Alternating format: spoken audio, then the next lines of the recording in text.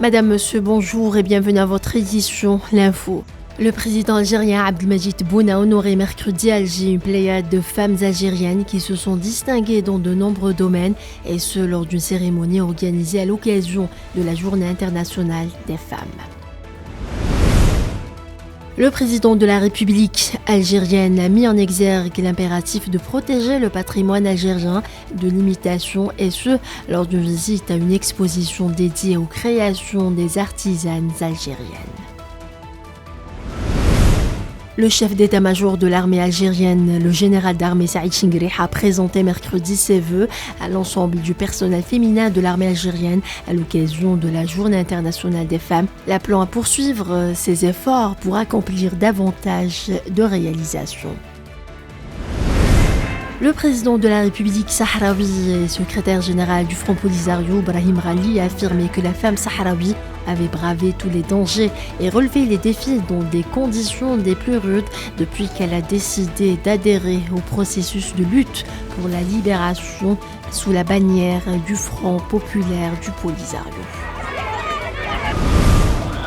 La Commission européenne a réaffirmé que la position de l'Union européenne concernant le conflit au Sahara occidental était connue et reste inchangée, soulignant son soutien aux efforts des Nations Unies pour parvenir à une solution politique et juste conformément aux résolutions du Conseil de sécurité. L'attaque menée récemment par des colons sionistes contre la ville de Hawara, au sud de Naplouse, et devant la Cour pénale internationale, a indiqué le ministère palestinien des Affaires étrangères. Les engagements pris dans le cadre de l'accord sur les céréales doivent être prolongés après le 18 mars. C'est ce qu'a déclaré le secrétaire général des Nations Unies, Antonio Guterres, lors d'une réunion avec le président ukrainien Vladimir Zelensky qui s'est tenue hier à Kiev. Ces propos ont été diffusés par le secrétariat général de l'ONU.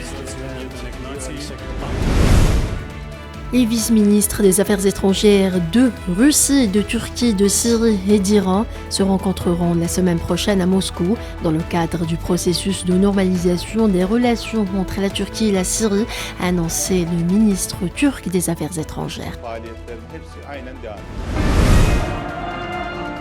On passe au sport football.